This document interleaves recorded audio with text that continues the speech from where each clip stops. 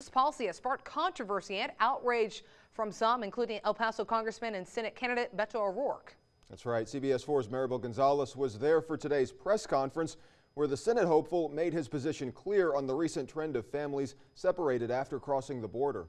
We are comprised of refugees, asylum seekers, immigrants the world over. It's the foundation of our success, our strength, and also our security. That's the message Texas Congressman and Senate hopeful Beto O'Rourke wants the people nationwide to hear. On Monday, O'Rourke spent the day in the Rio Grande Valley visiting with Border Patrol agents and ICE officials, and visiting an immigrant processing center where he met a woman and her child from Honduras seeking asylum in the U.S. I can only imagine the trauma experienced by that 7-year-old girl that I just met when she learns that she's no longer going to be with her mother. She was holding on to her mother's hand as we were talking to her for dear life. O'Rourke's visit to South Texas comes as reports of migrant parents being separated from their children upon apprehension at the border. It's a Trump administration policy O'Rourke opposes. These are folks who are in absolute desperate circumstances and conditions.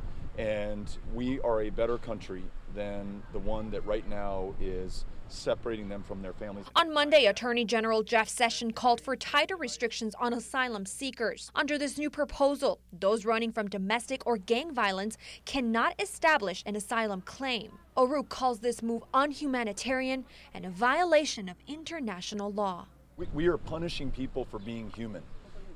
If my daughter was at risk of being killed or being raped, if my son was going to be pressed into a violent gang, I might also leave my country, my hometown, and make that 2,000-mile journey. In Hidalgo, with complete Valley coverage, Maribel Gonzalez, CBS 4 Valley Tonight.